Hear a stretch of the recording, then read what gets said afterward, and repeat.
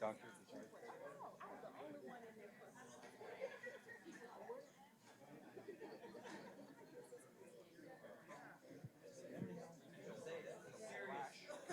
in our building.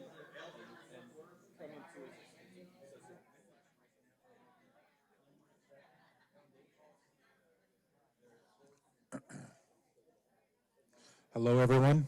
Hello. Hey, everyone. I'm going to get this started a little bit, kind of sort of on time, so we can get done kind of sort of on time.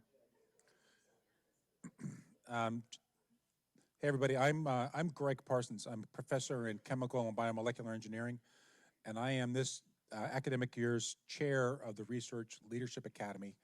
And this is the Research Leadership Academy Junior Faculty Forum. And this, you can read about what the Research Leadership Academy is. We've been around for a few years, and we're just kind of getting to know, be known on campus. But we have a few events every year, and these are some things that are upcoming that we have planned already, but they're still kind of being developed. We have a Research and Innovation Forum coming up in early October. That's the next event, and I think it'll be interesting for people to attend. But today's event, I'm here to kind of introduce the RLA. Dave Muddyman is going to be chairing today's event, but this shows the panelists that are involved in today's event.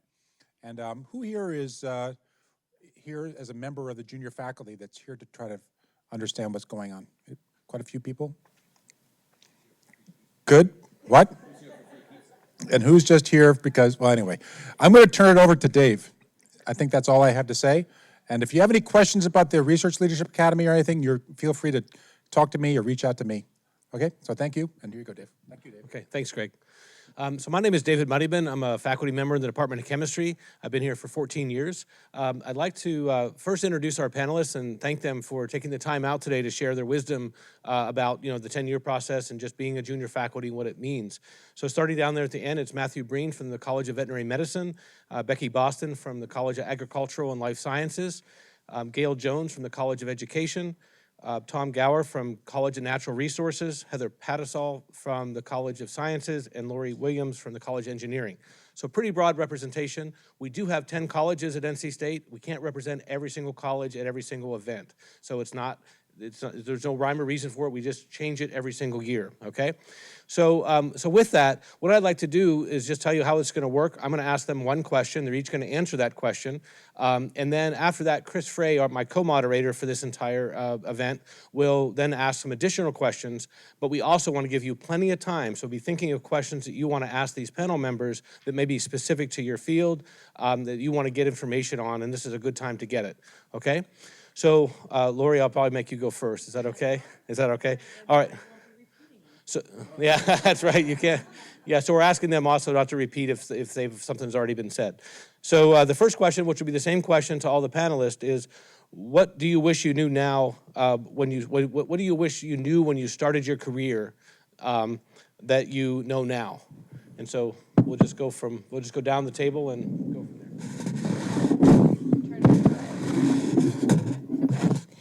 So I guess what I wish I knew right at the very beginning, but it only took me a couple years to begin to do this, but I would say the biggest secret to my success or my students' success was something I call reading group, which someone else introduced to me. And so what I do each week with my students is for 2 hours, we read something that is ours. Like if someone's going to submit a paper, we read word for word. Like we read the abstract, we critique the abstract. Read the intro, critique the intro, like both from a meaning standpoint, a wording choice, are you getting your point across? Or practice a presentation if they're going to go to a conference, or practice defense, or read my proposal, or read my paper, or listen to like today, I have a keynote next week, and they helped me with that. And so the reason why it's so important is that they learn so much. Like I try to hang back and like make only the comments other people haven't made. So they learn to critique each other. They learn what types of things that they need to do in their work. And so it's really, for me, it's probably the biggest way they learn. but it also, is a way that I get feedback, and, there's just a big ecosystem within our lab. And it's not like other people have research group meetings where they're very general. And actually, one other thing we do sometime when there's nothing to do is just someone, I'll tell them in advance, like, just present wherever you are on your work, and then we'll get feedback. So it's just a very more intimate way for us to provide feedback to each other. And so I think that's a big thing that has led to my students being successful. Okay, something I know now that I wish I knew at the beginning was a lot more about budgeting and management of finances in the lab, because we all get trained in science, but we don't get trained in fiscal management. And I was really good at finding mentors for science. I was really good at finding collaborators, but I was a little bit reluctant to ask for help with the budget sheets.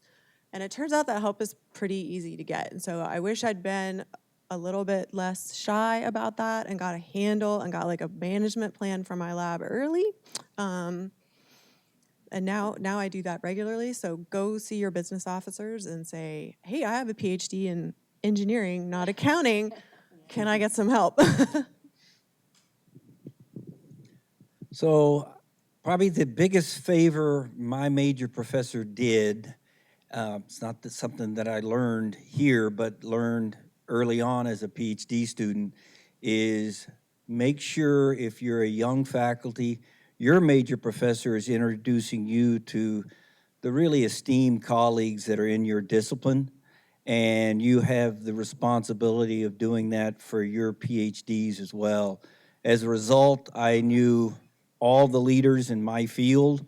I immediately wrote proposals with them, NSF, NASA, DOE proposals. I will shamelessly say that I used their name and they used my energy, and it was a wonderful partnership. I am really quite serious about that. It works amazingly well. And I've tried as department head to suggest that to some junior faculty. And some of them, I think, are actually insulted that I'm questioning their ability to put together a proposal. That's not the point, is, partner with more senior established scientists who probably will stay out of your way, but you can use the strength of their resume, and they have the wisdom of budgets and those bigger picture stuff. And I just think it's an amazing partnership. It is a real win-win. So I would encourage you to reach out to your major professors, colleagues, and also work with your PhD students to give them that leg up and know the luminaries in their field. So for me, I thought about this and I thought, what would I want people to think about? One of them would be to ask. And, I don't know if it's, sometimes I think, is it because I'm a woman, and I figured all my career, if I put my head down and I work hard, that rewards will come. And now I'm at this point, I'm realizing other people go into the department head's office and push for their pay raise every year, or they go to the dean and they ask for X or Y, or they get extra travel money. And I naively thought, well, I thought all the travel money they gave you, they say, well, we have whatever, $1,000 for you, that's all you're going to get. And I now find out, no, pushing your own needs and making people aware of the financial needs you have actually can pay off. I will put a little thing there. You can't be obnoxious about it, because there are colleagues who are obnoxious, and they're known college-wide for being these, ridiculously, obnoxious people who ask for a pay raise when they haven't done anything to deserve it. But I also think now, I wish I had known, I would have gone in and made my case much more for why maybe I deserved more than the across-the-board raise, or, why my credentials warrant them looking at me in a different way. I'm going to use ours. So I think the thing that I did not realize how much time, stress, and importance it was the people management part of the job. Because sort of like what Heather was saying with the finances, nobody teaches you how to manage people, but we all find out if you have somebody in the lab that doesn't play well in the sandbox, it can just cause you no end of worry. You also end up being sort of a psychologist a lot of times, because you have to go figure out what it is that's upsetting somebody when they're coming in or complaining about something else, because there's rarely actually the truth to that. It's always something else is going on that they don't like in the lab. And I think the people management is a huge, it's so important to the success of a lab, but they don't teach you how to do it.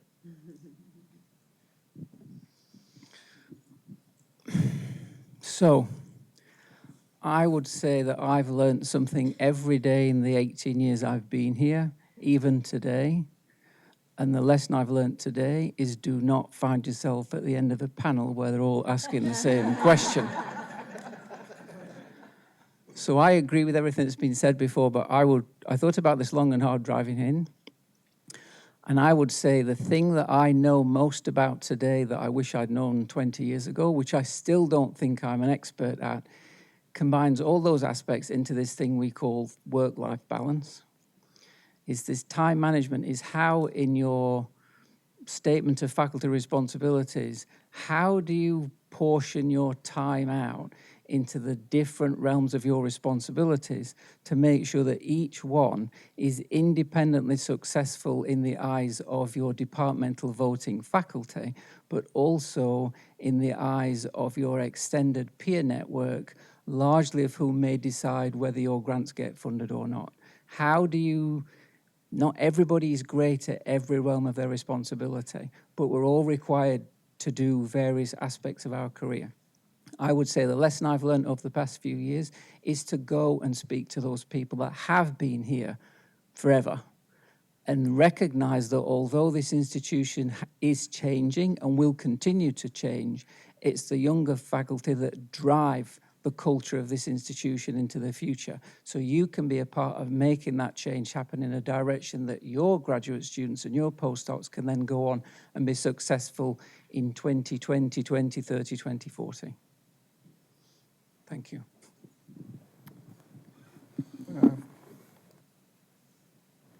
Okay, I don't know if this is on or not, but I'm pretty loud. So I'm Chris Frey. I'm a co-moderator with David Muddiman, and thank you to all the panelists for your initial thoughts. That sounded great. I think we can adjourn. No, I'm just kidding. So we have more. For those of you who registered for this event, you gave us survey responses, which we actually tabulated, and we're going to start with some of the top questions that you have already asked, some of the top issues. And I'm going to ask the panelists to respond briefly because we also want to allow time to get to audience questions. And I think all the panelists know the ground rules, but I'll just repeat. So I will call on one or two panelists on each question and ask them to respond. If they already covered what you would have said, then that's great. I don't think all 6 people need to respond on every question. If you have a burning thing you want to say, then get my attention and I'll make sure you can say it. But I'm thinking roughly 2 to 3 panelists are likely to answer each question, and then I'll rotate among the panelists among the questions. So we'll see how that goes. All right, so the number one thing that you asked for with 61% requests is about how to write effective proposals and how to turn ideas into external support. And so, what I'm looking for is, the best advice that, what you wish you had known when you were assistant professor about how to write a proposal and what resources to bring to bear and so on. So I think I'll start at this end of the table. Or no, I should start with Matthew. I'm gonna start with Matthew and we'll come down the other end of the table. Thank you. Yeah. So my response to that would be that you must not be afraid to share the content of your draft proposals with those people in your department who have a 10, 15, 20-year track record of successful extramural funding, specifically at the agencies to which your applications are directed. I think every time I write a grant, I read it and I show it to my dog, and my dog says it's awesome. But I really do think I now show a lot of the grants I write to my postdocs and my graduate students, and they're harsh. They come back with criticism that I look and think, who do you think you are? But they're actually very, very correct. And then what I do is I have all my grants read by people, not just in my department, but also elsewhere, and ask them, even if it's just a specific aims page, does this make sense to you? The number of times I've sat on a study section review panel and I've been asked to read 12, 15 grants, and even to this day, I'll bet you half of them I do not even understand what they're trying to do from the specific aims page. I will guarantee that every single PI and co-investigator that wrote that grant thinks I'm the fool because I don't understand their proposal. And I would counter that by saying it's our job as applicants to make sure that our proposals are understandable to the reviewers. They're not fools for not understanding it. We need to question our ability to put across a specific aims page in a proposal that is readable and understandable by people outside our own labs. Good. Becky, do you want to? Sure. I had the privilege of spending 2 years at National Science Foundation as a program officer. And the two things that I would say coming out of that you need to remember is the golden rule, she who has the gold rules. So if an RFP is put out, that's what they want. I don't care how passionate you are about what you do, if it's not what they have, because a lot of planning goes into anything an agency puts out. That's what they're looking for. You can still be creative and innovative, but if I'm looking to fund, corn, don't give me some on papaya. I mean, that's critical. The other thing is that each agency has its own culture. So please, send an abstract to the program officer and ask for a conversation. They're not going to give you a review, but what they can do is tell you whether it's a good program fit. Is this something they're interested in? So you don't waste your time and energy and then end up having a great proposal, but it's not what they want, so they don't fund you. Okay. Anyone else on the panel want to add on grant writing? Okay.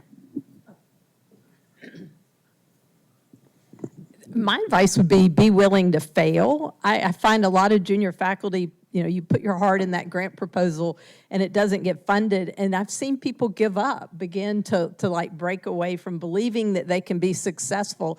And, you're going to write 9 that aren't funded, but 1 will get funded. And so you have to, the other advice I have is I look at it like a game, like a board game.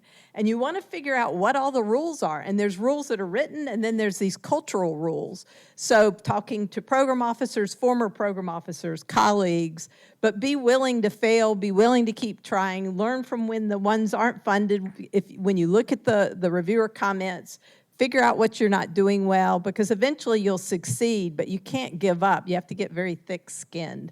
And that's really, really hard. And it's hard to spend, 4 months writing a proposal and then it's killed off. But I also believe, you put it in every year, you've got to put in months for writing grant proposals, or you're just not going to get them. Just quickly, so I would suggest if a new faculty member, your first few grants, you find someone else to write with that has had a successful grant. And the other thing is I find every grant that I've ever written is a fruitful effort, whether it's funded or not. Like it actually causes you to take the time to think about what you want to do, and that really is helpful. An undergraduate may want a research experience, and you're like, here, how about this? And so every minute I found for grant writing is productive, whether you get the money or not. One thing I didn't mention at the outset, but as we're going through a topic, if any of you have a burning question that's on that topic, like right now we're talking about grant writing, if any of you has a question that's specifically on grant writing, we can take an audience question while we're on this topic. And so if there are any questions, I'm happy to do that. But okay, yeah, go ahead. I'm curious how much time you spent on, let's say, your first big proposal, what is reasonable, and like whether you kind of you can spend an infinite amount of time. So how you balance that, especially for the first one, right? Yeah, sure, go ahead, Heather. So easily 3 to 4 months. But I did what a lot of people on this panel had said, and I was not shy about showing very early drafts to people that I trusted to get feedback, because I was worried about getting in a hole of like, oh, I'm on a tangent, I'm in the weeds on this one, I don't even know if this aim makes any sense. And so I spent a lot of time communicating with people on the phone and everything, of framing that together. And then once I felt really comfortable with where I was going with it, then I kind of got on a writing roll. And I still do that to some extent. Like, I'm always kind of working out aims in my head and thinking about what the next grant is gonna be. And even after doing this for as long as I have, I still get people to read my grants all the time. And my former program officer is retired, and he'll still call me and be like, what the heck are you doing with AIM 2? Like, what is that, you know? And so that feedback is really helpful.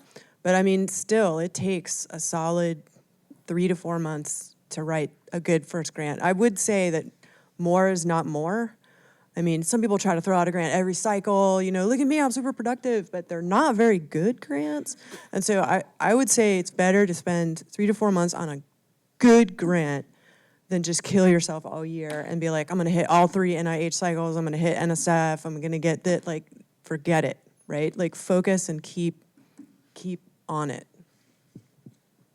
Good question. So I'll add, yeah, it takes that sort of amount of time to write the proposal, but before that even happens, I always had a small project collecting seed data to feed into that big proposal. So I already had proof of concept when I was preparing the next big proposal. So if you add that in, now you're sort of a year into these things, and I always found that incredibly effective, just to have some seed data to put in to demonstrate proof of concept. It always seemed to pay off in the end. Yeah, depending on the funding agency, you have this sort of contradiction. They want you to do something new and innovative that no one's ever done, and they want you to prove you'll be successful doing it. So yeah, these seed projects are, I think, extremely important. Any other questions on the grant writing? Okay, so our number 2 topic, voted by you, is how do you build your reputation as an independent investigator, and reputation both within your department, you know, here at the university, nationally and internationally, and I think by implication with your potential external evaluators. So I think everyone's spoken, so I don't really know where to start. So I'll start with Gail. I'll just pick you. I don't have any brilliant ideas, but I do think, if you haven't done at least in our college, a Google profile, people do look at them and will want to collaborate with you if you haven't done a Google profile. Your website information is maybe more important than you realize. Those would be 2 things. Try to step out of your shoes if you're shy and stick your hand out more. I've had an amazing doc student who was a master at this, who could go up to anybody and, hi, I'm so-and-so, and people all over the world know her, and I stand beside her looking timid sometimes, and so sometimes you have to step out and speak up and just let people, go shake your hand and go ask, write people. This is one other idea. Write people ahead of a meeting and say, I'd like to have coffee with you. If there are people you really would like to collaborate with, or someone who's more senior, so that they get to know you and you get more well known. In addition to, of course, serving on committees and in your professional organizations. Heather, yeah. Absolutely get active in a society and stick with it. So when I came to NC State, I was one of the only neuroscientists that was here, so I didn't have like a big local community, so I had to stay in touch with the broader community. And if you get involved in a society really early and you're volunteering and you're on all of the committees and you're doing all of the work, that society gets to know you, the senior people in the society get to know you, they promote you, they talk about your work, they do media training. And I feel like it's really important, as we're all deeply invested in interdisciplinary science, which I love, it's the whole reason I'm here, that you also have to stay grounded, like with your home tribe. And so staying active and staying visible through a society can get people to know you very early in your career. And you might give the young investigator talk at their annual meeting, like your second or third year out, and that is huge. So that type of service work, when we were talking about work-life balance, can be extremely valuable. Anyone else on the panel? Like how to build your reputation? How did you folks build your reputations? I guess one thing, it goes without saying, do good work. And a lot will come from that. You know, if people get to know your work as high quality work. Don't be shy to send an email to anyone, no matter how, like, you know, how esteemed they are. They may or may not answer you. You know, just try, because a lot of times they will, and then you'll establish. I mean, when I was a new faculty member, there was 2 people in our field were like the people, and so they were going to be at a NASA workshop, and it was just a workshop, and another faculty member said, don't go to that, that's just a workshop, you shouldn't spend your time at just a workshop. And I said, I'm going to meet those 2 people.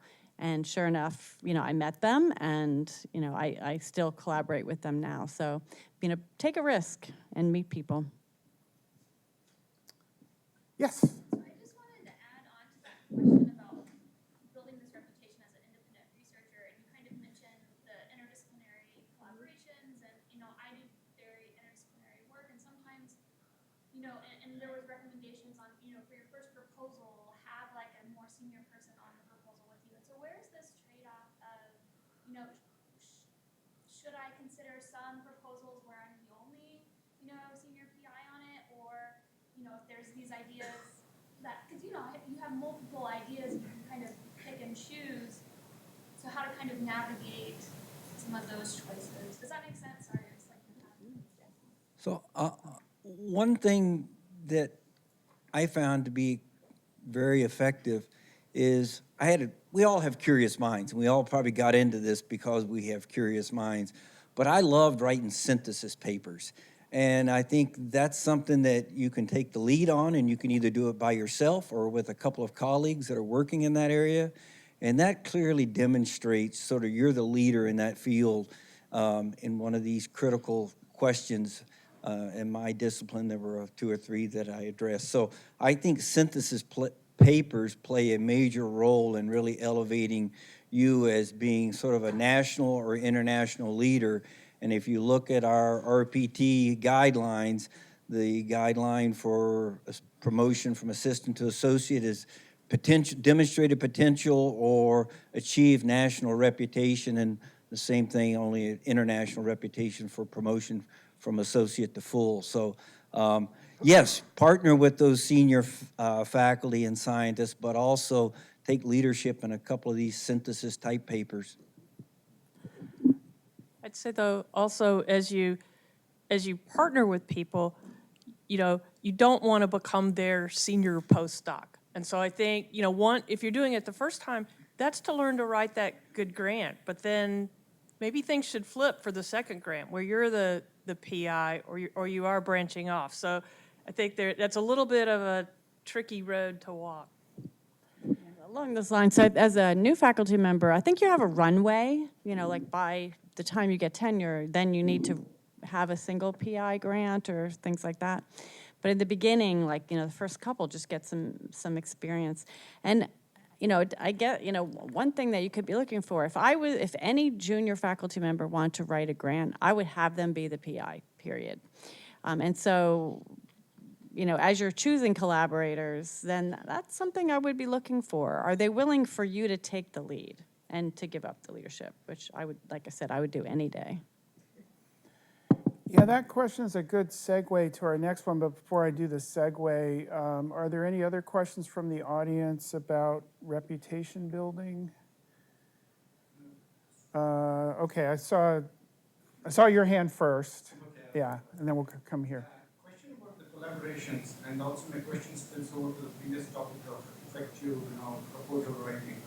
We have like different segments, starting with like the study rationale, aims, and your team expertise, so many components. So as a reviewer, when you look at it, like, are there any 1 or two particular segments that you go through and make a first impression about a proposal? I think we'll limit this to one answer because this is not on the reputation. I think this is back on grant writing. Yeah, let's stay on reputation. We'll come back. You have a question on reputation? Yeah, so if you work in interdisciplinary fields and your research has the possibility to contribute to many different fields, this was addressed a little bit, but I was wondering if anyone could comment on how to be successful in doing that, but also not look like you're unfocused in your research and kind of strike a balance there. So that probably describes my career in terms of not so much the unfocused bit, I hope. But so I've spent the last 15 to 20 years really collaborating hard with lots and lots of different people. And it's very much a two-edged sword. On the one hand, I have been involved in spending months helping other people write grants, going in as a subcontract on that grant, for then the grant to be awarded, but at a reduced budget, meaning the first thing they do is cut the subcontract, which can be devastating, but it doesn't necessarily damage one's reputation in that context. But I would say the biggest challenge, to your point, is this comes back to the whole tenure process. So yes, we are required to be getting involved in multi-investigator, multi-institutional collaborations, but when your departmental voting faculty ultimately decides on your tenure package, certainly I can speak from my own department and our own colleges, they're really looking at what you have achieved as an individual investigator. So yes, your collaborations are very important, but how many first name author and last name author publications have you got?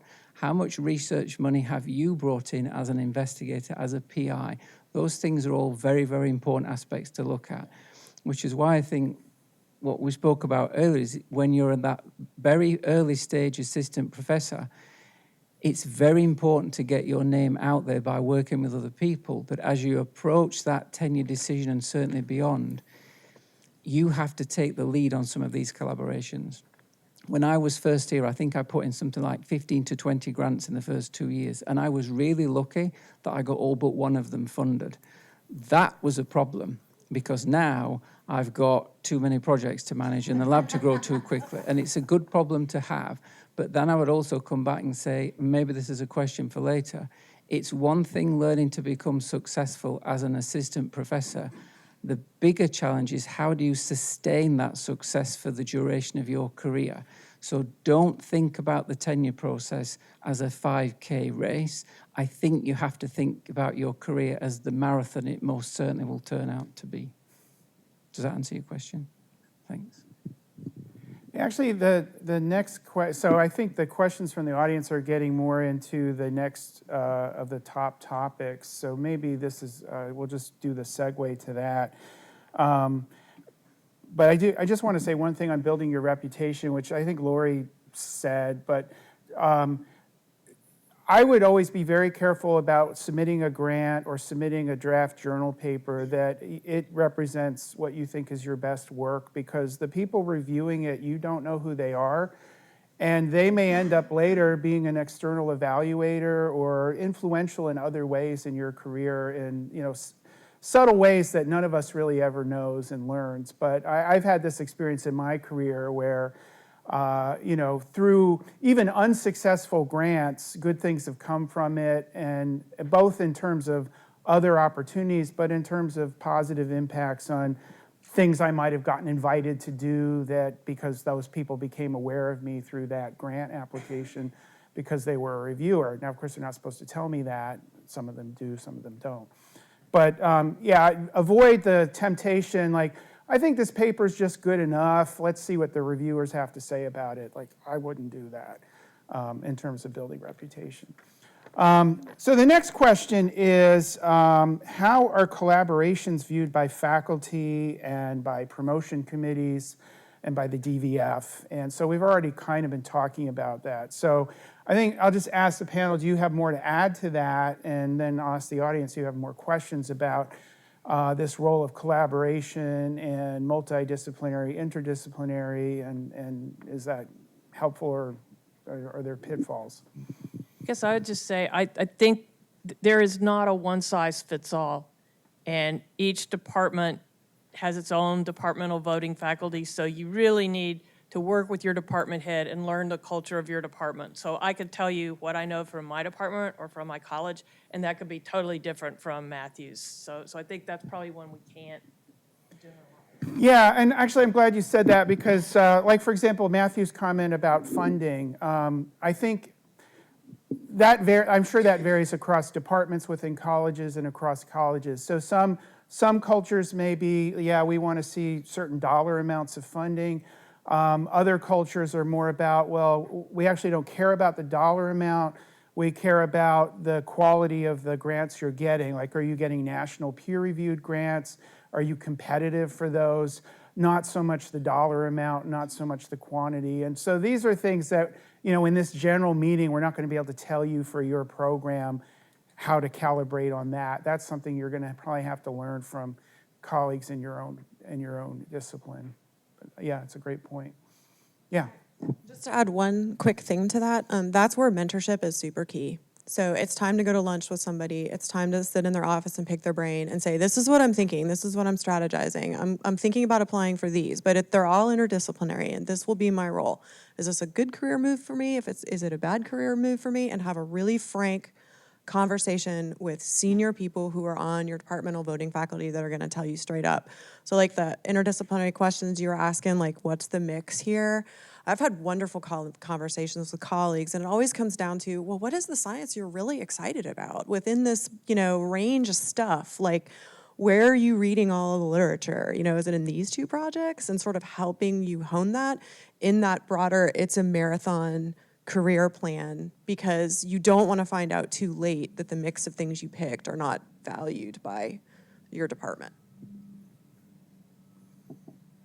Any other thoughts from the panel? Questions from the audience on collaborations? Seems like we've covered that. Okay, great. And it sounds like the mic's working now. Okay, so the next question is, when should you say yes to invitations? Like all of us get invited to do all kinds of things all the time. And when should you say yes? And then the corollary is, when should you say no? Yeah, well, I'll say, and I'm the luckiest person in the room because Mladen Vogt was my mentor. And he's still my mentor, but particularly in the early days, like if someone asked me to do something, I would just say, Mladen, should I do this? And I did what he told me. And if I said back to the person, they wanted me, I remember a communications chair for one of the top conferences. Well, what's a communications chair do that helps you get tenure, And so I went back and I said, my mentor doesn't think that I should do this. And the person's like, he's right. The advice, if you have a good mentor, and you respect their advice, which I did, and follow it, that makes all the difference in the world versus trying to figure it out yourself.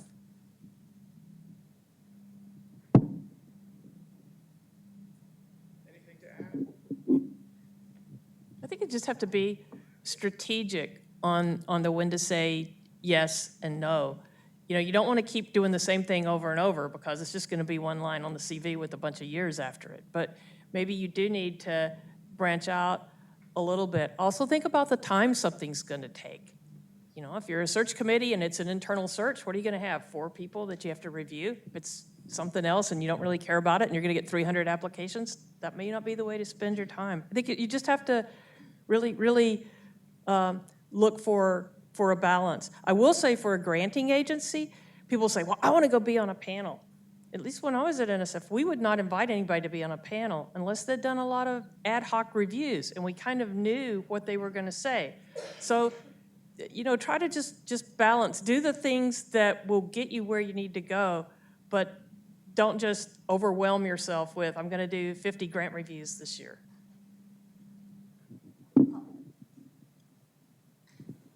I'm not sure if this is exactly what people want to know, but a colleague told me this once, and I thought it was very helpful. He said his goal is to be on one department committee, one college committee, and one university committee. And then if you get asked to do other things, say, well, I'm already on one. what would you like me to give up to take on this additional work? And I think that's really helpful. And so if you think strategically ahead of time, we're a land-grant university, you need to be doing something that shows you do outreach to somehow, North Carolina. What is that one thing going to be? And then try to not overload yourself. And one thing at the college level, then think nationally as well. So think very strategically, and remember that, you have to, again, look at what the academy values, which is grants and publications, and try to gear some of the things you get asked to do in ways that will enhance that work. And it's sometimes it's possible, sometimes it's not. The other quick advice I heard from someone I think is great is when you come your first year, say yes to as many things as you possibly can so that you meet people everywhere and get known and begin to figure out who do you want to collaborate with, what strategically makes sense. But if you don't, your first year you can go out and do all these things and people are like, yeah, that's great. And after that, you got to focus down. Good. So, do you have questions on when to say yes, when to say no? Like you get an email saying, we really want you to write this book chapter, you're in your third year, you're about to write a big grant. Maybe that's not a good time to do the book chapter, maybe the journal paper's the better thing to get out. Or you get daily requests to review papers for journals. How many is a reasonable number to do? In our department, we discovered one assistant professor was reviewing 50 papers a year, and he suggested, that's a lot. You could say no. You don't have to accept all of those. Yeah, the book chapter might be a nice thing to do, but is that nicer than the grant or the peer-reviewed journal paper? Maybe not. So, these are trade-offs. But again, I think Lori's point is good that, go to a mentor and to get the more specific advice in real time. I also found that helpful in my career as well. So any other questions on this issue? Okay. Well, we have sort of a four-way tie for other things. So if you have another question, if any of you wants to ask a question, we're open to audience questions. Josh. So, you gotta formulate this question. So I feel that we're being increasingly called upon to address some really large-scale interdisciplinary challenges that are facing society, whether it's climate change or migration of people or resource scarcity, or these huge, huge, huge challenges. And I think, in my opinion, academia has not traditionally been really geared to do that. And we're going to have to change and evolve the way that we do research, the way that we do education, as a young faculty, I'm thinking about how do I succeed, sort of in the operational system of academia, and yet at the same time, that's got to transform to meeting some of these greater challenges.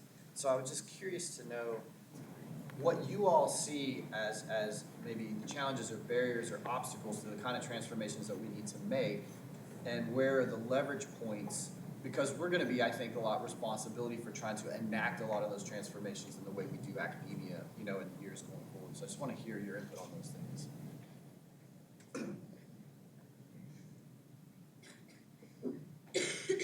So I'll take a shot. My guess is these cluster hires that were put together were meant to bring teams together to work on those. And I think it's a good idea, but the fact of the matter is people have to be wired in a certain way to, they find great interest and intrigue in working in these interdisciplinary, multidisciplinary problems. So I think that's a step in the right direction. I also think teaching in those kinds of environments really strengthens your broader perspective. I know when I arrived at University of Wisconsin-Madison, I was invited with the atmosphere science people and the oceanography people to teach an Earth systems modeling course. And boy, did it stretch me as a sort of a regional carbon modeler at best. But in the end, I learned a lot. And so I think we probably do need to change our graduate modes of teaching instead of the traditional courses, these more broad-reaching grand challenge type courses. But I think as a young faculty, go for it. You know, leave your comfort zone. That's where you really, I think, grow intellectually. And it certainly helped me and actually connected me with Earth Systems type people that I ended up writing proposals with. I think also think very carefully about the question that you're trying to answer or the problem you're trying to solve. If you say global warming, that's probably not going to be the way to really get a team and get traction. But I think, if you articulate your question well, you can think that the university is a huge brain, and you go pick out the neurons that you need to get the expertise on the team to start thinking about how to solve it. And so that would be my advice. Just try to get focused on a doable chunk.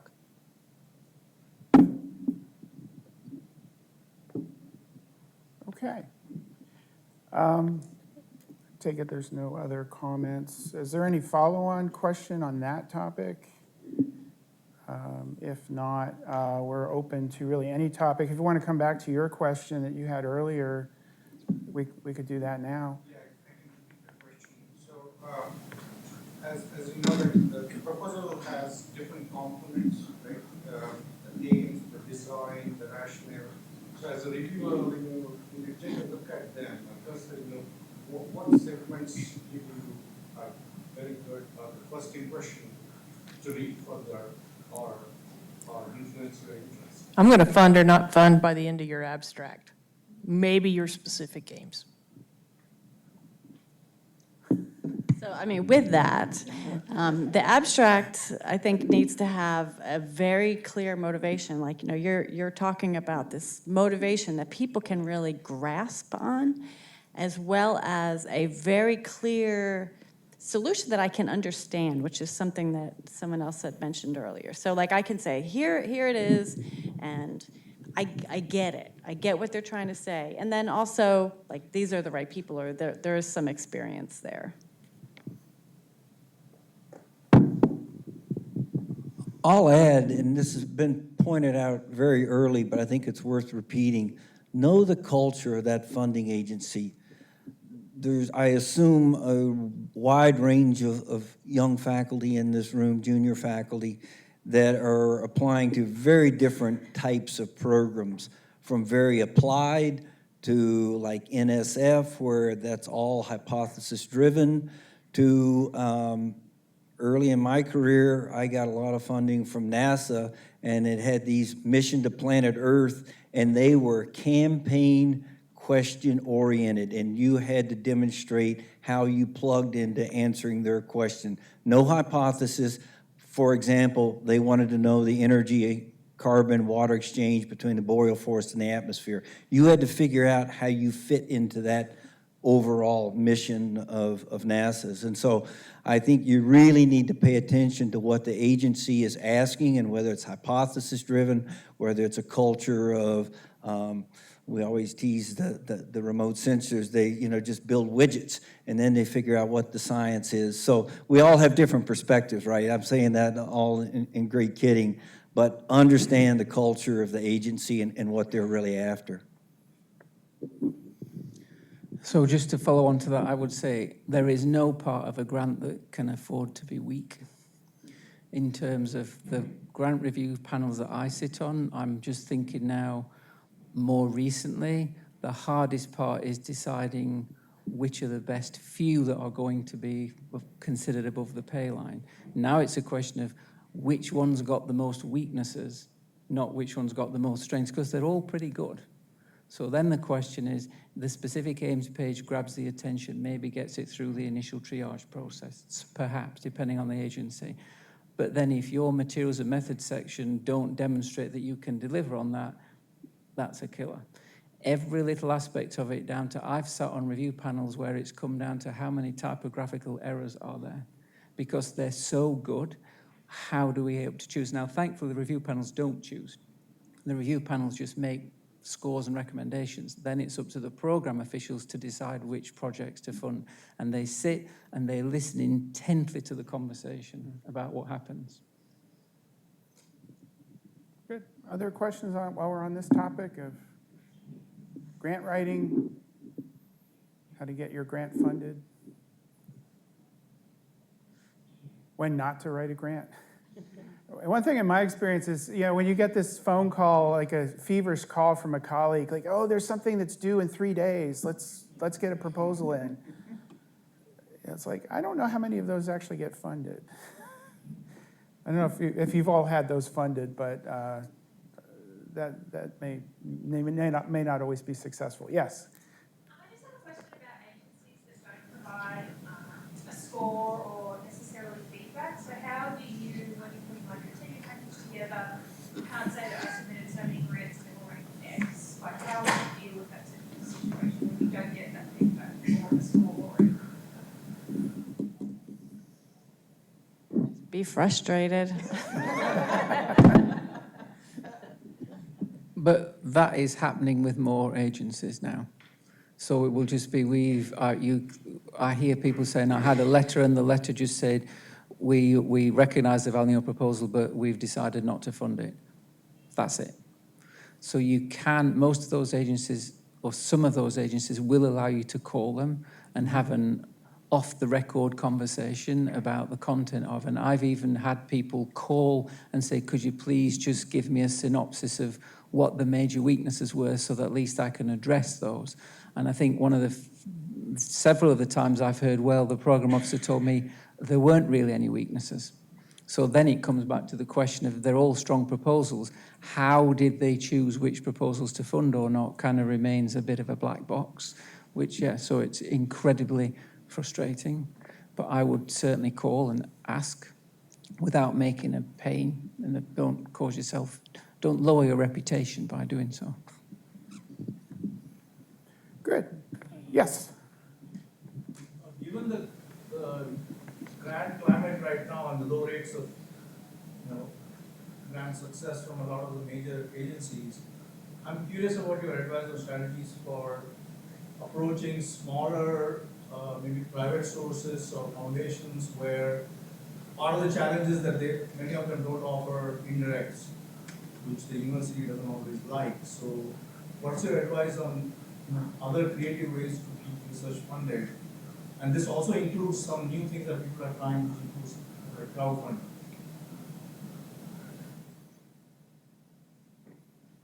Any thoughts? And I'm in education, and one thing I've learned is I can put just as much work into a $20,000 proposal as I put into a $6 million. And, sometimes the likelihood you get turned down on the 20,000 might even be higher because sometimes their criteria are fuzzier sometimes for foundations. So my own personal experience has been be real careful you don't dissipate all your effort over little small grants. Even our internal grants, I look at very, very carefully because you think, well, it's $20,000 internally to the university, but look at all the things they want for $20,000. I can write an NSF grant that takes about that much time. So, I mean, you have to really weigh out what you're going after in the payoff for the time. But it's also sometimes worth trying. Sometimes you're the right match. I mean, the question is your match. Do you match their goals? Yeah, and you can, like with a 20 or 40 or 50,000, you can establish a partnership that will really pay off. And so like you can, see how does it fit with your workload? Like you're saying, like acceptance rates are low in other areas, and maybe this is a 2-page or a 5-page that came from something else that wasn't funded, and now you have this relationship. And yes, the university, of course, loves overhead, but as long as you have some that bring in overhead, having some gift funds adds a lot of flexibility to your life. Like you can, like even, like you can have your lab have lunch, or, like it allows you to do some things that you couldn't do otherwise. So I think, in a portfolio context, it's in there. Also remember, when we hire somebody to come into our departments, we're not hiring you for 3 years. We're hiring you for 30 years. So there's a reason you're here.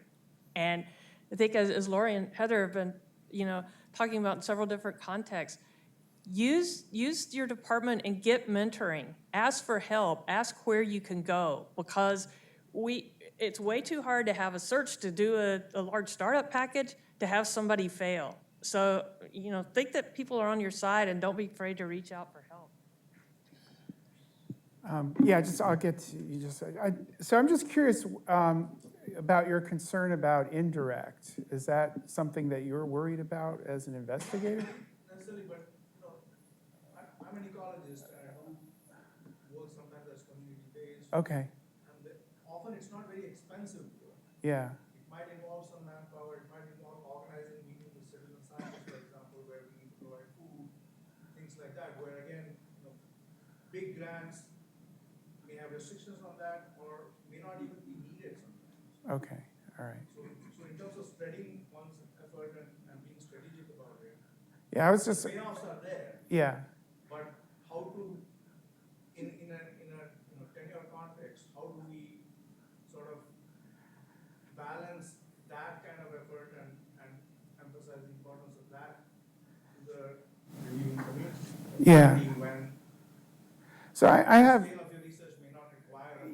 Yeah. So I actually have a couple of thoughts as well. So maybe the administrators in the room should not listen to what I'm going to say next, but so especially as an assistant professor, but even now as a full professor, I feel like if I can get resources to do what I want to do, I actually don't care if it has indirect or if it's restricted or that's a problem for other people at the university. But so, and no one else is going to look out for your research interests as much as you are. So I kind of take a very mercenary view, is that I've got to do what I can to, get resources. So I've had projects with 10% indirect, no indirect, full indirect. For me, it doesn't matter. But I know, the administrators may like some better than others. Okay, so I don't know that I would worry about that too much as an assistant professor. I think the point you make about for some things you need to convene symposia or workshops. And I guess the bottom line is if you see an incremental benefit even if it's a small thing, but if it gives you a benefit more than you're putting into it in some way, then maybe it's worth doing. And I've done some small 20K things where I felt like I subsidized that 20K project with 100K of my other project. And in the end, I was really frustrated with that. So that does happen. But if it helps you do the pilot study that Tom talked about so that you can then do the next grant, sometimes that's how it works out, and that can be really helpful. Or if it lets you get a journal paper out on that topic and you kind of start to establish that niche, that could be really helpful. So, I would think how it might help those other things. Okay, Angela, you had a question. Yes, I did.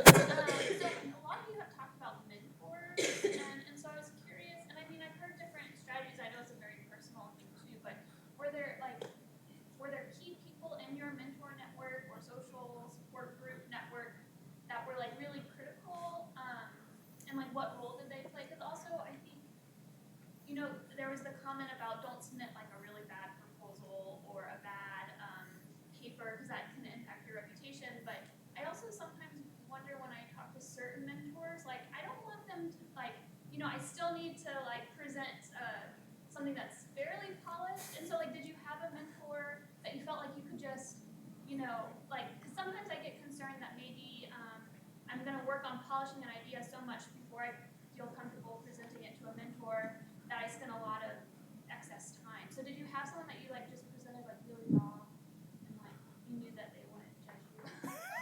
Too harsh. Yes. I think one thing that young investigators don't know is that when you put a proposal in or a journal article or whatever, you can declare a conflict of interest with anyone you want. So you're in permanent conflict with your mentor. So wherever you got your graduate degree, and in some circumstances, whoever you did your postdoc with can never review your grant. So if you had a great relationship with that person, and they've already seen the garbage that your draft one is, you can maintain that relationship if that person is a good mentor. I developed a set of two really key external mentors that were absolutely vital for me, and they saw all of my garbage. I mean, we had very frank conversations about everything. And as I moved up in my career, that relationship became two-way, right? And so it's a wonderful relationship, but I still declare those people conflict of interests when my grants go in because we have a different relationship, right? And so you can do that. And then having someone within the university who's quite senior, who knows the culture of your department, who knows how department voting faculty are working, who kind of gets that relationship is also someone really good to have. But yeah, you don't want to be spending your time polishing something for a mentor. A mentor should be there super early when you have all those kind of like mix of ideas and you're trying to sort of sort through it and thinking about it in 30,000 foot view kind of thing. And they're so invaluable, and they're gonna change over the course of your career, because if you're interdisciplinary and you make friends with the meteorology people, or in my case, some of the engineers, now I need new mentors. So it's really a great way to build community too. I'll just add that the way to frame it is, this is the way, when you're talking to your mentor, this is the way I like to do things. Think, outside the box, on the envelope, rough ideas. I share my ideas. I would encourage everyone to do that. If you don't, you're missing most of the fun in science, sitting around drawing on napkins your ideas, your hypothesis, brainstorming over a beer. I suspect that's why a lot of us got into this profession. So you're probably cheating yourself. And I think the way to do it is to frame it up front. This is the way I like to think, and I'm going to be very open and share my ideas. And if you want to wordsmith, fine. But so I think establishing that relationship early on of free flow of ideas is really refreshing for everyone. And start early. Before seminar, you can grab senior people in your department and say, hey, I've been thinking about this idea. What do you think? Does it have traction? And if they seem interested, maybe go to coffee. Don't invest in the 15-page proposal until you've gotten a lot of incremental. So, your idea, a couple of, the coffee conversation, then go to the abstract and specific aims. And, you can get an awful lot of advice at that point, and nobody is hugely invested. So I would just add that, with my experience, just make sure that your pending mentors recognize that they have two ears and one mouth for a reason, and that's that they need to at least listen to your enthusiasm before they maybe temper it with some realism. But I would say over the time I've been here, I still consider it a real privilege to be in academia and a privilege to work at this institution, because let's face it, there aren't that many jobs where you can wake up every morning and think, what am I going to do today? Or where am I going to take my research next week or the year after? I find it really invigorating to be in that position to say, I'm not really sure what I'll be doing in my research in 3 or 4 years, but I'm surrounded by a whole bunch of people that are equally as excited about what they do as I'm about what I do. And I think that synergy is what drives us all forward to do what we continue to do every day. So I've actually found that some of the strongest mentors for me are still in this institution. They've moved to different positions, but they still have one thing that we all strive for, and that's this unrestricted energy to see other people succeed. And I think that's really important. You need mentors that really value and respect that you want to be successful. You're not just latching onto them to make them look better because they mentored you. They're there to help you be successful and realize your full potential. Great. Here's a question that was in the survey. So I think for everyone who's going to be on their tenure track, their untenured assistant professors, at some point they're going to be submitting their tenure package. They will need to suggest the names of some external evaluators. And of course, the within the department voting faculty, they will choose external evaluators. So from the perspective of an assistant professor, looking back, what advice do you wish you had been given about whether or not you should be trying to cultivate potential external evaluators? How much should an assistant professor be interacting with someone who might be an evaluator? And should it be so explicit as to invite them or ask them if they would be willing to be an evaluator? And what is the importance of external evaluation in the promotion and tenure process? And what are your thoughts on those questions? Yes, Heather. So earlier I said, get really involved in a society. And this wasn't deliberate for me, but it ended up being a major benefit, is the society that I picked and I was really heavily invested with. When it came time for tenure, I knew every single person on the editorial board. So I could take that journal to my department head and said, you can invite any individual on this editorial board. And so I didn't do it deliberately. It kind of worked out really well. But that's a great way to get the people in your field to know you and know who you are at that time that you invest in your society. I'm a neuroscientist, so the Society for Neuroscience is massive. I mean, it literally has 37,000 people at its annual meeting, so that's a little big. So then you have to get involved in like a little sub-society or a sub-discipline. So the group that I picked up was a specialty in behavioral neuroscience, which is what I do, and volunteered really early and got to know the leadership. And suddenly I had a community of people that were ready for me when I was up for tenure. I think explicit things like inviting is good, but I think that you really have to have a genuine interest. Like I know when I was an assistant professor, there was a fellow faculty member, and when we were at a conference, she'd be like, he could write a letter for you, go talk to him. She could write it. And so then it wasn't like I genuinely want to do this. It was like, what's in it for me to talk to you? And so like I felt much better when I just wanted to talk to them about what their work and our work. And so I really went about it in a much more genuine way as opposed to a calculated way, and it felt better that way.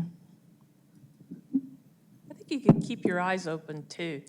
If you're at meetings and say when you were a postdoc and maybe junior faculty, you find other people at the same stage that you're also talking with, and find out who were their advisors, who were their mentors, and what's their philosophy. You also want to meet those people, but you can do a lot. You can know in conversations whether somebody seems to be supportive of mentoring and what they're doing. So I think you can learn a lot just by observing without having to go pick best person in the field, even if they're a jerk. Yeah, Tom. So I'll put on the department head hat now. Every university is different on these external evaluators. Here, the candidate can nominate 3 to 4, maybe 5 people. There's no guarantee that the department head picks those individuals, and he or she as department head goes out and finds several more that were not even on the list. So I agree with Lori that this sort of prefabricated arrangement, do good science. It'll speak volumes for you. I would not get involved in these trying to woo external evaluators. That's not a good use of your time. Good. Yeah, I'll say I guess I'm at a stage where I'm starting to get a lot of requests to do evaluations, and I get some, like the spring before, I've gotten some emails like, oh, I'm a graduate of the same PhD program you're in, and would you be willing to be my evaluator? It's like, I don't know you, So, yeah. So I think to Lori's point is building the genuine relationships where it kind of happens organically. And that's also been my experience. I was very active in a professional society very early in my career, and there were people I just see at all the meetings. And later I found out, oh, these are members of the National Academy. These are they did the first ever, this kind of risk assessment. And they were truly the senior leaders. And it's like, oh, I didn't know that, but I knew them. So that was really helpful. Anything else on external evaluation? Other questions? I mean, I have more on my list, but we want to make sure you have a chance to ask your questions. So going once, twice. So another big question, which has come up a little bit already, is work-life balance. And I will preface this by saying, when I was a PhD student, one of the faculty in my program took a bunch of us aside and told us about the divorce rates of assistant professors. And it was really disturbing. I wasn't married at the time, so I couldn't even imagine being married, much less divorced. But he was just talking about that, as an assistant professor, that you have no life outside of that. And that was his view. And I think, times are changing and the culture is changing in many ways. And I think there's a lot more, at least I've seen it in my career here at NC State, a lot more conscious attention to work-life balance, but nonetheless, there's a lot of demand on your time. So I'm wondering, what are your thoughts as a panel, and what are your questions as an audience about some of the challenges and pitfalls, and what do you do about maintaining your sanity as a tenure-track faculty member? Go first. So when I was a new professor, I had 3 young children. And to be completely honest, an ex-husband now who didn't do anything. And so but I found that this was the career that allowed me to manage that life like no other. So I was able to work, at night, or work during gymnastics after I dropped them off, and so the flexibility, there's things you have to do and you have to be there, and then the rest of it is very flexible. I mean, I can't imagine having gone through that working at a company. So I think that this career gives us the ability to manage our life. Now, I'll say I have more trouble now because I don't have those constraints. And so now, because, I can let everything go into areas of my life and take over. But at the time when I had a lot of constraints, it was a beautiful way to manage those constraints. And I really just had the opinion of I'm going to do this until someone tells me I'm not doing something I need to do. And no one ever did. And so I got through it.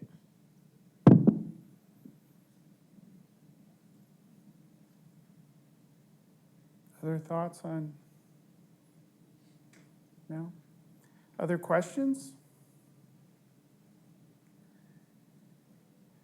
So some of the other questions that we've seen in the surveys are questions about the role of, and I guess how to do effective teaching, the role of effective teaching, the role of teaching evaluations, the role of teaching generally in the tenure and promotion process. And of course, this may vary among departments and colleges and so on, but what do you wish you had known early in your career about how to balance the teaching with the research and the service, and how to be effective as a teacher?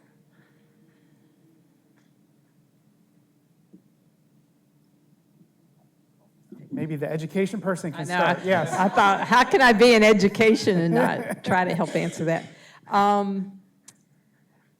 I would hope you get to teach something that pushes at least some of your intellectual ideas and capital about your research. So some graduate classes where you have some bright young minds that help you think about the work you do. That would be my hope as an educator. But I also think you have to be very strategic, and if you teach a big undergrad class, try to negotiate some graduate classes that are very small. And you can't, I just think the worst is to be intellectually dead, stuck teaching for 30 years, something you don't find interesting. And so I love teaching, but I always find, but then I'm in education, so that's probably why. So, and you do have to, carefully manage it and be very efficient with your teaching and other service aspects. That kind of goes in that balance question. Who else can? I guess along the lines of what the last thing you just said, so one of the most important things that someone told me when I was a new faculty member was to approach, I'm an engineer, so approach teaching as an engineering task. You have scarce resources, that's your time, and give the very best class you can given your scarce resources. And so it turned it around for me, where before I was just trying to give the very best class I could. And now all of a sudden it was like, well, because of the time, and if I give that type of essay question, the TAs can't grade it, I could have to grade it, I'll give multiple choice instead. So it changed the whole thing around to where I more like gave myself a budget and gave the very best class I could, given that budget. Becky? I'd actually like, could I go back to the last question? Absolutely. Yeah, please. And it's just the work-life balance thing.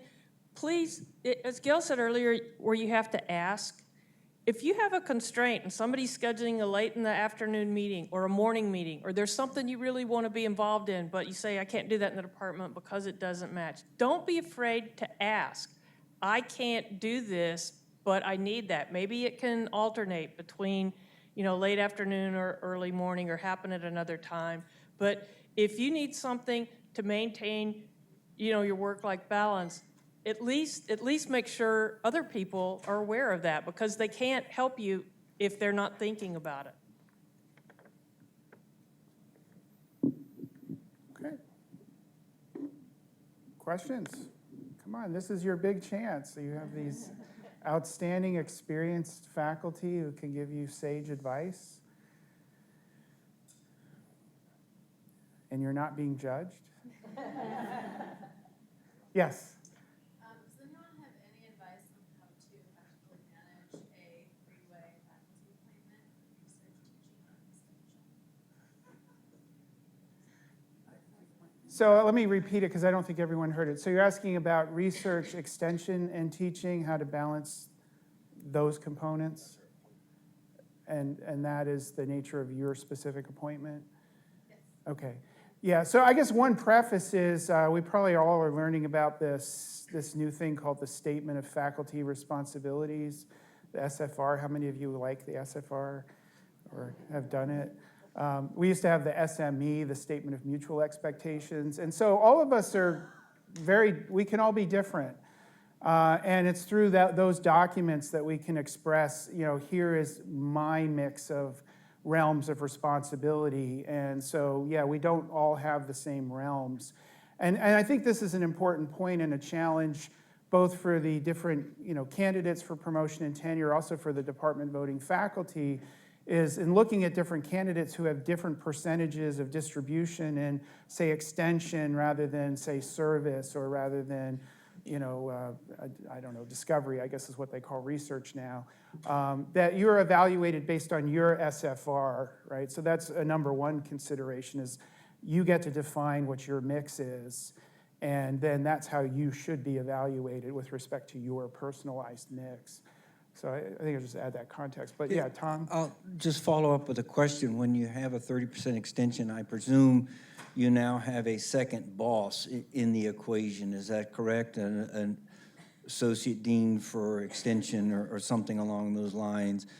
That, I think, is the critical thing to address.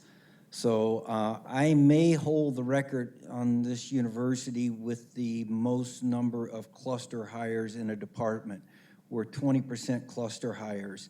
And I think the absolute number one most important thing is you keep all of your so-called, and I'll use it in quote, bosses, which means department head, and if it's an assistant or associate dean for extension, you need to meet with them together so that everyone understands this SFR, how you're spending your time. If you keep them informed, these things can work marvelously. If you don't, they can fall apart. At a previous university, we had joint appointments at another university, and poor communication led to someone not getting tenure, and the one unit felt like they didn't know what the person was doing. So I would, anyone that has these multiple, let's call them supervisors, directors, bosses, whatever you want to call them, work with them, meet with them, even if it's not required, meet with them biannual, ideally, or at least annually, and give them an update together and ask for solicited feedback from each one. That way, everyone is in the loop. I think it is absolutely the number one criteria for success. Good answer, good question. I guess I'd also say, think about being efficient. And for something like the extension appointment, that can be really tricky because everybody thinks you need to be on speed dial and available. And I think at least have a lot of documentable, have a really good web presence. What you can do to show you are serving the various missions can be very helpful.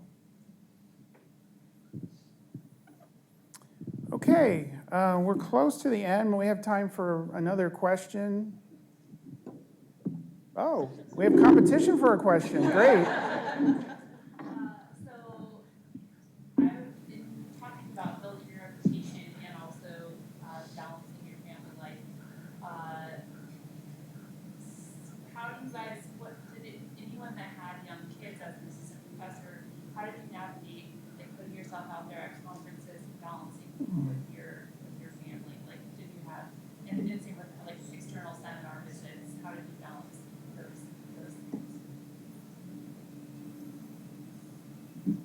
I mean, I did it all the time, and you just like each decision is like individual, So in this case, can I do it or can I not? And knowing that for me, the most important thing were my kids, But it worked anyway.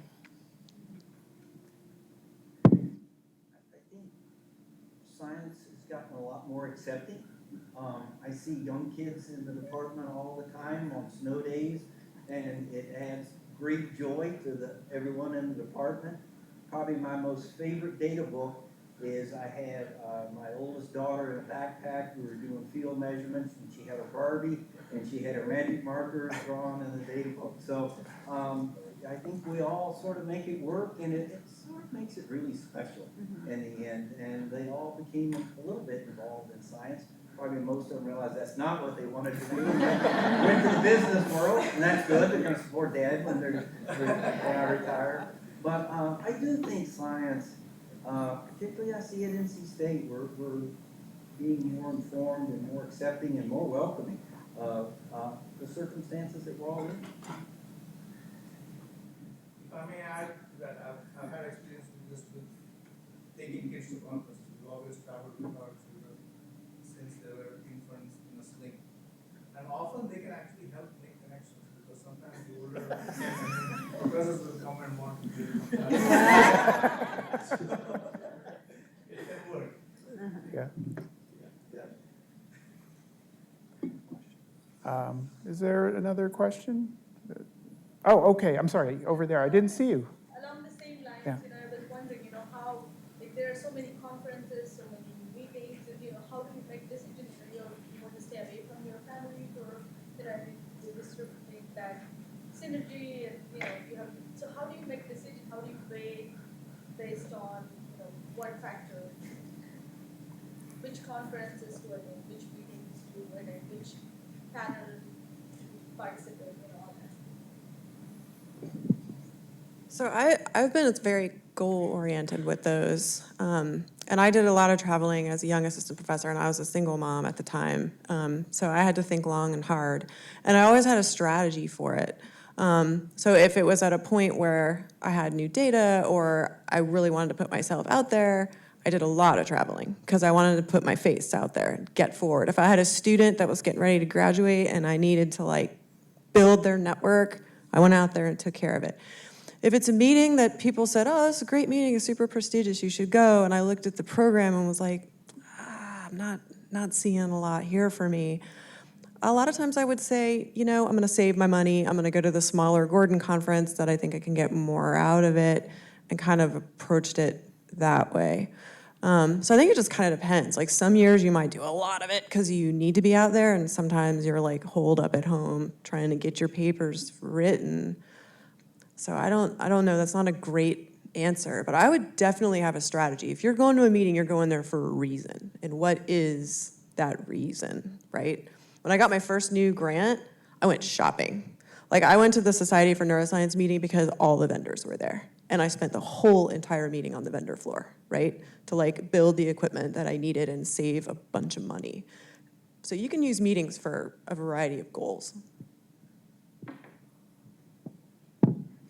Yeah, one thing, my PhD advisor, I asked him a question, how do you get to be well-known in your community? And his answer was very short. It was just longevity. And, so going to the same conference every year is one way to become recognized as like, oh, we've seen you every year. And then, you're kind of a well-known person in that organization. So there's also I think there is a long-term and a short-term. And some conferences are better for the short-term, purely self-serving, like I need this, I need that. And you only do sort of a surgical strike on that conference occasionally or once. And others you might think of as a long-term investment where that's really the home for your discipline and your career. And that's where you can really build your reputation and your brand and so on.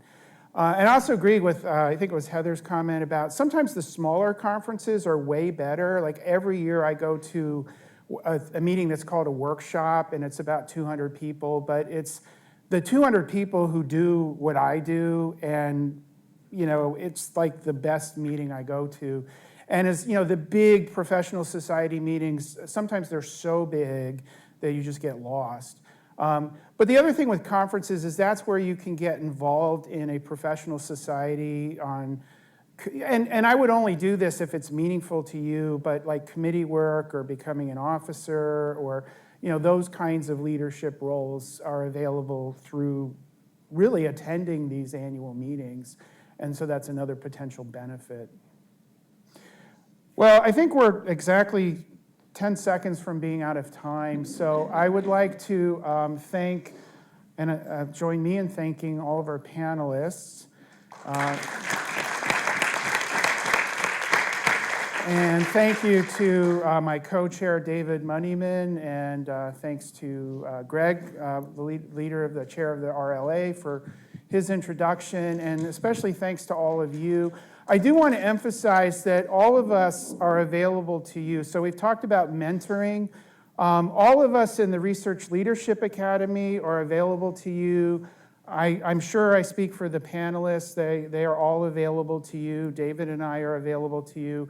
If you have any questions or something you wish you had asked, please just get in touch with us.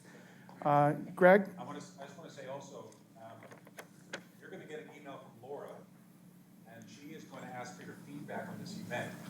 This is the second year that we've done this in the RLA, and we're looking to make this an annual event. We're looking for ways to improve it or expand it or make it a little bit different, give ideas. If you think it's good, as is, let us know. If you think it can be changed or improved, please let us know. Please respond to Laura's questionnaire. So that's all, and thank you all for coming. And please have some pizza. We have lots of pizza left, so.